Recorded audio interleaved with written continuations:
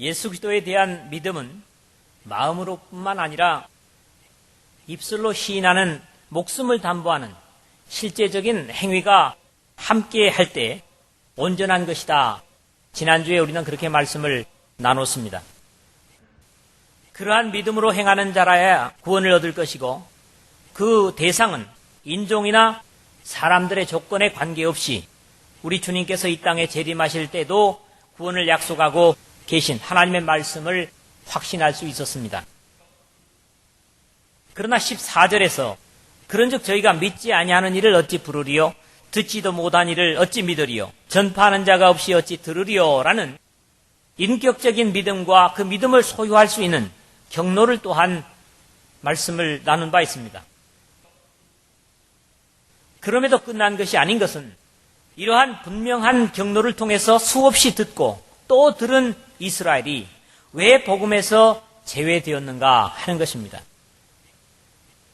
바울은 이제 오늘 본문에서부터 그 이유를 하나님의 인류 구원을 위한 예정으로 이해하면서 그렇기 때문에 11장 말미에 가서는 당연히 이스라엘이 이 구원의 예정 속에 회복될 것이라고 하는 사실을 신비로 고백하고 있는 것을 확인하게 될 것입니다. 오늘 읽은 본문은 믿음이 어떻게 생기며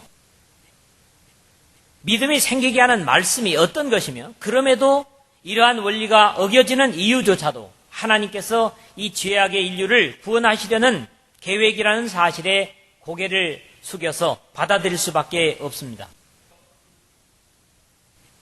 이를 오늘 우리 자신들 속에 적용하면서 신앙의 성장과 그렇지 못하고 하나님의 은혜를 헛되이 받게 되는 경우에는 역시 하나님께서 다른 사람들을 그 은혜의 자리에 채우실 것이라고 하는 경계를 들으면서 우리 자신들의 믿음과 우리 각자를 통한 인류 구원의 뜻을 이해하고 순종해서 나를 포함한 우리, 즉 하나님께서 얼마든지 부르시는 자들에게 대한 우리 각자의 역할도 가볍게 여길 수 없음을 교훈받게 됩니다. 말씀을 열심히 들어서 우리 자신의 믿음을 키우고 주님의 구원의 계획으로 불러들이기를 원하는 주변의 많은 사람들에게 열심으로 믿음의 삶을 나타내는 그런 복된 삶이 이 말씀을 들으면서 여러분의 가슴 속에 불일듯 일어나기를 주님의 이름으로 부탁을 드립니다. 오늘 첫 번째 말씀은 먼저 앞에 16절을 두고 17절부터 보도록 하겠습니다. 그러므로 믿음은 들음에서 나며 들음은 그리스도의 말씀으로 말미암았느니라 그랬습니다. 그리스도의 말씀을 들음에서 믿음은 난다.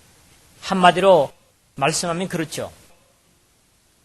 이 말씀이 오늘 우리에게 중요한 이유는 믿음이 어디에서 나는가 하는 것에 대한 분명한 해답을 주기 때문입니다. 그리고 무엇을 들어야 하는가, 반대로는 무엇을 전하는 자가 증거해야 하는가 하는 것에도 중요한 답변을 주고 있다고 확신합니다. 주님께서는 요한을 통해서 이 예언의 말씀을 읽는 자와 듣는 자와 그 가운데 기록한 것을 지키는 자들이 복이 있나니 때가 가까움이라. 이 요한계시록 1장 3절에서 이 말씀을, 예언의 말씀을 듣는 자가 복이 있다. 그 들은 말씀을 행하는 자는 더 복이 있다. 이런 의미로서 말씀을 주셨습니다.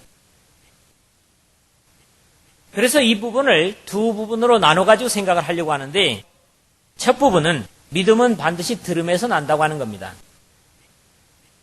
이 말씀은 대단히 오늘 우리의 신앙에 있어서 중요한 부분으로 여러분들이 잘 새겨들어야 될 말씀입니다. 그러므로 믿음은 들음에서 나며 그랬는데, 믿음은 기도를 통해서는 생기지 않는가? 성경에 그렇게 말씀하고 있는 부분이 나타나 있지 않습니다. 믿음은 교제를 통해서 생기지 않는가? 여기에도 확답은 없습니다. 믿음이 생기는 분명한 방법을 본문에서는 분명히 들음에서라고 증거하고 있다는 사실입니다. 바울은 내가 너희에게 다만 이것을 알려 하노니 너희가 성령을 받은 것은 율법의 행위로냐 듣고 믿음으로냐. 갈라디아서 3장 2절에 이렇게 말씀했고요. 다시 조금 진행해서 5절에 가서 너희에게 성령을 주시고 너희 가운데 능력을 행하시는 이의 일이 율법의 행위에서냐 듣고 믿음에서냐. 연거푸 갈라디아 교우들에게 묻고 있습니다. 신앙을 처음 시작하려는 사람도 계속 지금 믿음 생활을 하는 사람도 이 원리는 불변의 원칙입니다. 그래서 사람을 교회에 데려오는 것도 말씀을 듣게 하기 위해서입니다. 또 전도를 하려는 사람에게도 여전히 중요한 것은 말씀을 듣게 해야 합니다. 교회의 세상과 다른 좋은 분위기도 또는 사랑도 관심도 중요하고 좋지만은 거기에서 믿음이 생긴다고 성경은 가르치고 있질 않습니다. 오로지 믿음은 들음을 통해서만 납니다. 여기에 아멘이 되어야 됩니다. 이 말씀을 뒤집어 이해를 해도 좋은 신앙의 원리를 보게 되는데 말씀을 듣지 않고는 믿음이 생기지 않는다고 말할 수 있습니다. 물론 듣는 것은 꼭 예배 시간에 증거되는 메시지만을 말하고 있는 것은 아닙니다. 하나님의 말씀을 읽는 것도 듣는 겁니다. 그래서 다윗은 시편의 첫 장에서 복 있는 사람은 악인의 길을 쫓지 아니하며 죄인의 길에 서지 아니하며 오만한 자의 자리에 앉지 아니하고 오직 여호와의 율법을 즐거워하여 그 율법을 주야로 묵상하는 자로다. 그렇게 시편 1편 1, 2절에 고백을 하고 있습니다. 이러한 가르침은 우리가 하나님의 진리 되신 말씀을 얼마나 잘 들어야 신앙생활을 잘 할 수 있는가를 가르치는 것입니다. 진리에 굶주린 자일 수 있어야 한다는 거죠. 하나님의 말씀에 굶주림을 가져야 된다는 것입니다. 신령한 사람이라면 이런 이유 때문에 말씀이 들리지 않음을 탄식할 수 있어야 됩니다. 하나님의 진리가 나에게 들리지 않음을 땅을 치면서 탄식할 수 있어야 된다는 거죠. 오늘 그런 사람들이 있습니까? 우리들이 세상의 일에 너무 바쁘거나 힘들어서 하나님의 말씀을 읽거나 듣는 것을 제대로 못한다면 그것은 진정한 복이라고 할 수가 없습니다. 우리가 하늘의 신령한 복과 땅의 복을 모두 잘 누리기 위해서는 우리의 육신의 일도 잘 조절하는 지혜가 그래서 필요한 것이죠. 항상 너무 세상 일에 부딪히고 육신이 녹초가 되어서 주님의 말씀을 듣고 읽는 것에 어려움을 느낀다면 그것은 바른 믿음의 생활이 될 수 없습니다. 믿음은 들음에서 난다는 말씀을 진리로 받아들인다면 우리는 진리를 듣는 것을 잘 해야만 한다는 말씀이죠. 만약에 주님의 진리를 듣지 못하고 계속 육신이 힘겨운 상태로 있다면 우리의 영혼은 믿음이 점점 연약해지고 말 것입니다. 또 주님의 말씀을 듣는 것에 어려움을 느낀다면 반드시 그런 장애를 해결해야만 할 것입니다. 왜냐하면 믿음은 들음에서 나기 때문입니다. 식사를 하지 않고 힘을 쓸 수 있는 장사는 없습니다. 말씀을 듣는 것은 영적인 음식을 먹는 것이라는 입장에서 같은 원리로 우리는 이해하게 되는 것이죠. 그러므로 주님의 말씀을 듣는 것은 믿음 생활하는 각자의 책임이고 반드시 필요한 것입니다. 말씀을 듣지 않고 믿음은 생기지 않습니다. 두 번째, 이 제목에서 보는 것은 그리스도의 말씀을 듣는 것만이 믿음이 생기게 한다는 겁니다. 들음은 그리스도의 말씀으로 말미암았느니라. 반대로 말하면 그리스도의 말씀을 전하는 것만이 효력이 있다 하는 말씀이죠. 세상에 그럴싸한 말은 얼마든지 있습니다. 그러나 그런 것들이 사람에게 생명을 줄 수 없습니다. 그리스도의 말씀은 곧 성경 말씀입니다. 주님께서 너희가 성경에서 영생을 얻는 줄 생각하고 성경을 상고하거니와 이 성경이 곧 내게 대하여 증가하는 것이로다. 요한복음 5장 39절에 그렇게 말씀을 하셨습니다. 모든 성경은 바로 그리스도에 관하여 기록하였고 바로 그리스도의 말씀입니다. 아무리 유명하다는 철학자들의 말도 믿음을 주지는 못합니다. 철학의 거성이라고 하는 소크라테스의 말도 우리에게 믿음을 주지 못합니다. 엄밀히 말하면 어떤 사람의 말도 그리스도의 말씀을 말씀되게 하는 데는 가치가 없다는 말씀으로 저는 받아들입니다. 누가 말한 것도 그리스도의 말씀을 보조하지 못합니다. 이런 입장에서 누가 이렇게 말했다는 것은 말씀을 전하는 데는 적절치 못하다고 생각을 합니다. 이런 입장에서 성경의 진리는 초등학문인 인간의 보조를 필요로 하지 않을 만큼 완벽하다고 감히 말씀드릴 수 있습니다. 그러므로 성경은 능히 너로 하여금 그리스도 예수 안에 있는 믿음으로 말미암아 구원에 이르는 지혜가 있게 하느니라. 모든 성경은 하나님의 감동으로 된 것으로 교훈과 책망과 바르게 함과 의로 교육하기에 유익하니 이는 하나님의 사람으로 온전케 하며 모든 선한 일을 행하기에 온전케 하려 함이니라. 디모데 후서 3장 15절에 17절의 말씀을 우리는 만고 불변의 진리의 말씀으로 이해를 합니다. 말씀은 오직 말씀을 통해서만 풍성해지고 은혜를 충만케 합니다. 그래서 말씀에 또 다른 어떤 보조적인 것들이 필요치 않다. 그런 말씀을 드리는 겁니다.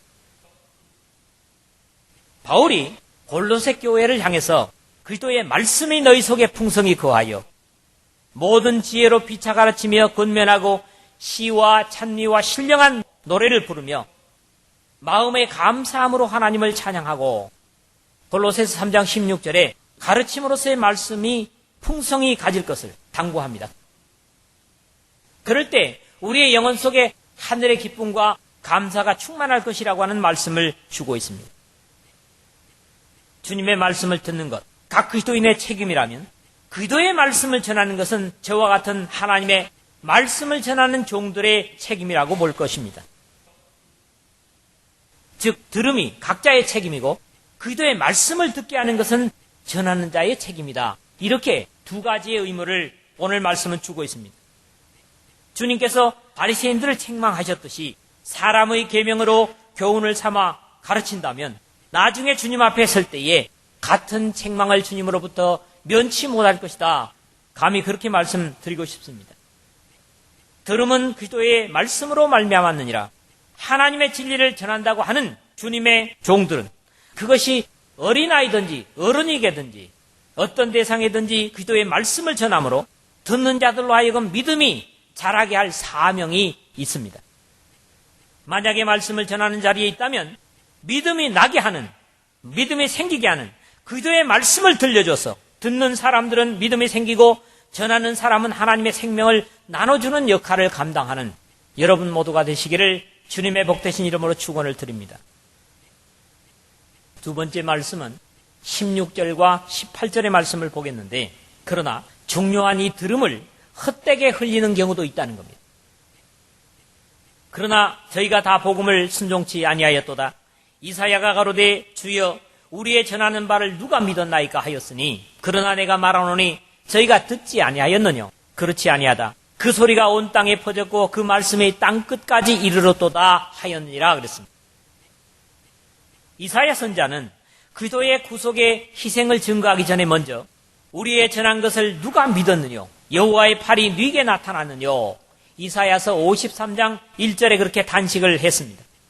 주님께서도 귀중한 말씀을 전하실 때마다 들을 귀 있는 자는 들으라. 마가복음 4장 9절과 23절에 대표적으로 나타납니다. 이 말씀은 귀가 없는 사람들을 향하여 하신 말씀이 아니라 주님의 말씀을 듣고 있는 사람들을 향해서 하신 말씀이고 귀는 다 귀가 아니라 하늘의 소리를 들을 수 있는 귀는 따로 있다는 말씀입니다. 예수께서 스스로 제자들이 이 말씀에 대하여 수군거리는 줄 아시고 가라사대 이 말씀이 너희에게 걸림이 되느냐. 요한복음 6장 61절에 그렇게 안타까워하시는 것을 우리는 읽습니다. 누가복음 11장에 신령한 비유를 베푸는 주님을 향해서 이 말씀을 하실 때에 무리 중에 한 여자가 음성을 높여 가로되 당신을 뵌 태와 당신을 먹인 젖이 복이 있도소이다 하니 27절이고요. 예수께서 가라사대 오히려 하나님의 말씀을 듣고 지키는 자가 복이 있느니라. 누가복음 11장 28절에 그렇게 답변하시는 것을 봅니다.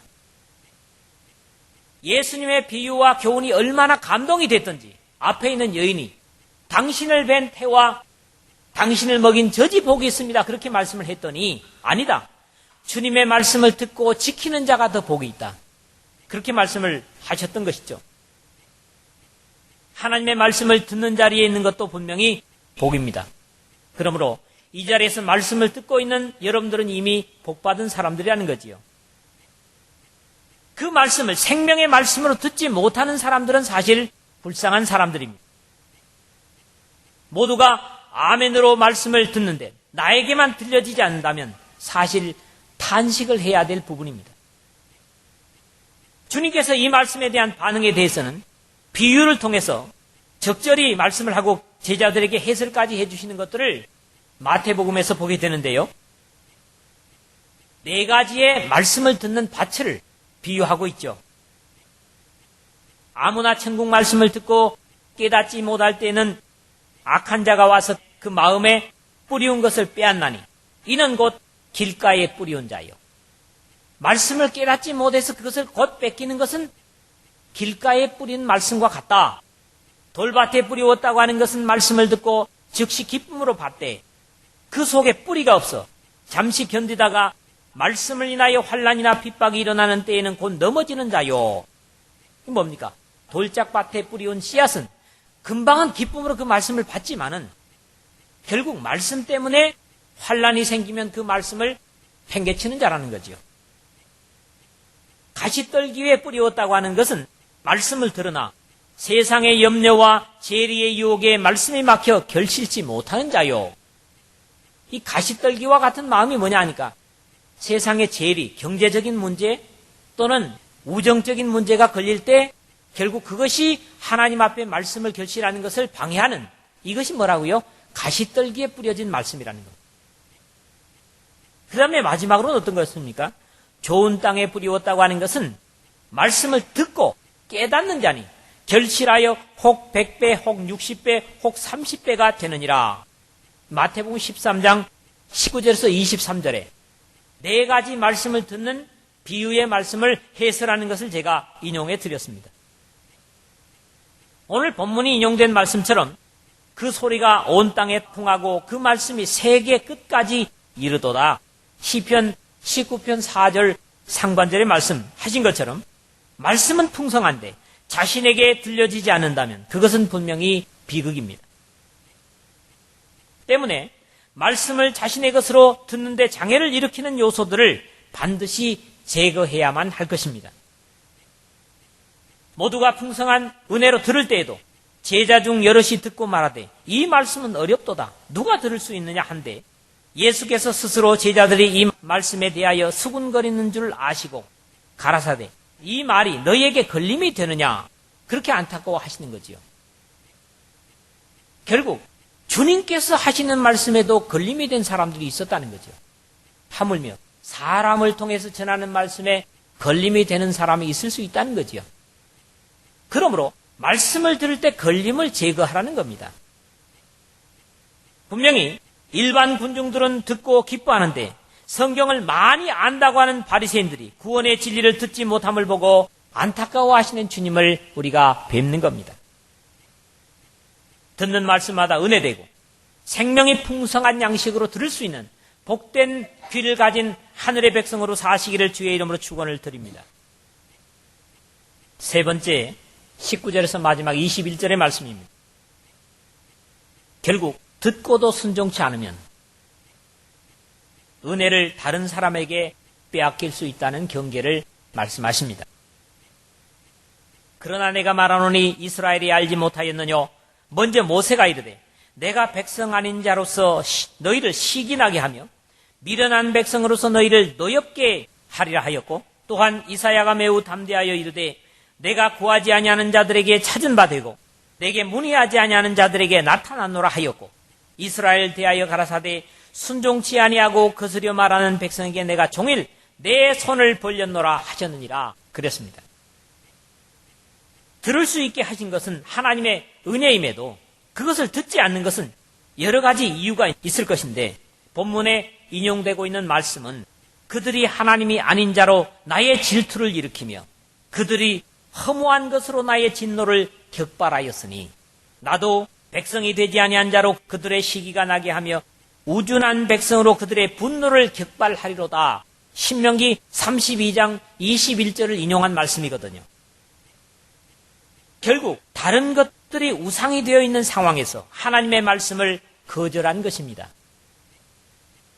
아내가 남편은 외면하고 다른 외간 남자의 말을 들으려 한다면 시기를 불러일으킬 수밖에 없을 것이고 남편은 진노할 수밖에 없을 것입니다.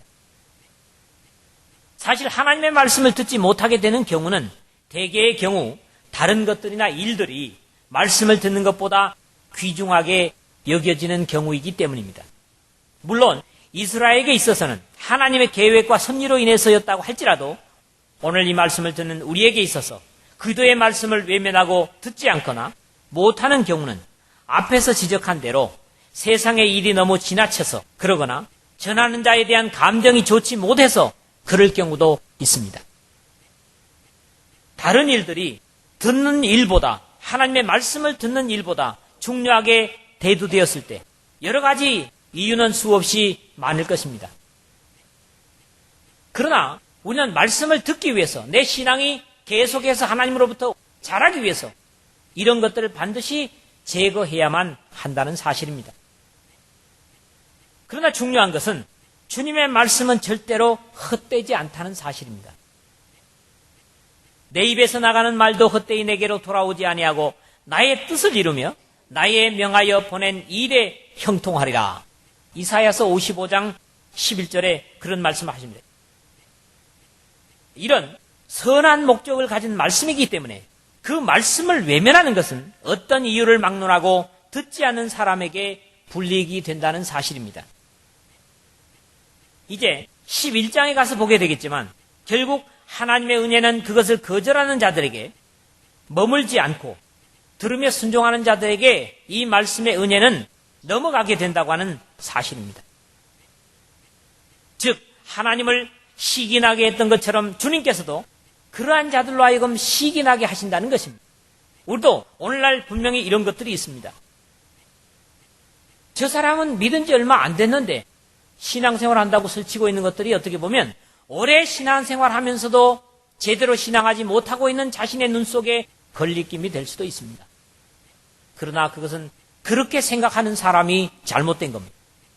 결국 열심히 늦게 시작해서 신앙하는 사람을 시기하게 하는 것은 그것은 내 자신에 대한 시기로 바뀌어야 될 것이고 그런 시기를 가지고 하나님을 사모하는 열심을 회복해야만 하는 것입니다. 그러나 내가 말하노니 이스라엘이 알지 못하였느뇨. 먼저 모세가 이르되 내가 백성 아닌 자로서 너희를 시기나게 하며 미련한 백성으로서 너를 노엽게 하리라 하였고 오늘 19절에 그랬죠. 반대로 하나님을 전혀 몰랐던 자들이 하나님을 찾게 되고 아시는 바 될 것이라고 선언을 하십니다. 나는 나를 구하지 아니하던 자들에게 물음을 받았으며 나를 찾지 아니하던 자들에게 찾아냄이 되었으며 내 이름을 부르지 아니하던 나라에게 내가 여기 있다 하였노라. 이사야서 65장 1절을 오늘 마지막 부분에서 인용하고 있습니다. 특히 오늘 우리가 경계해야 될 것은 이스라엘은 하나님과의 약속으로 거절되었다가 회복될 사실을 말씀하시면서 또한 가지열매가 꺾여졌는데 돌감나무인 내가 그들 중에 젖붙임이 되어 참 감람나무 뿌리의 진액을 함께 받는 자 되었은즉 그 가지들을 향하여 자긍하지 말라. 자긍할지라도 내가 뿌리를 보존하는 것이 아니요 뿌리가 너를 보존하는 것이니라. 그러면 내 말이 가지들이 꺾이운 것은 나로 젖붙임을 받게 하려 함이라 하리니 옳도다. 저희는 믿지 아니함으로 꺾이고 너는 믿음으로 섰느니라. 높은 마음을 품지 말고 도리어 두려워하라. 하나님이 원 가지들도 아끼지 아니하셨은즉 너도 아끼지 아니하시리라. 로마서 11장 17절에서 21절에 그런 경계를 주고 있습니다. 쉽게 얘기하면 뭡니까? 아브라함과 약속된 민족인 이스라엘 백성도 버리움을 당했다면, 그리고 그들의 버리움 받은 자리에 우리가 접붙임을 받았다면, 원가지를 아끼지 않으셨던 하나님에게 돌감람나무 가지인 우리들은 버리는 것이 얼마나 쉽겠느냐. 그러므로 경성하라, 이런 말씀이죠. 우리가 말씀을 듣지 않으므로 하나님의 뜻이 서지 못하는 것이 아닙니다. 다만 하나님의 은혜와 구원의 역사는 또 다른 대상을 향하실 수 있습니다.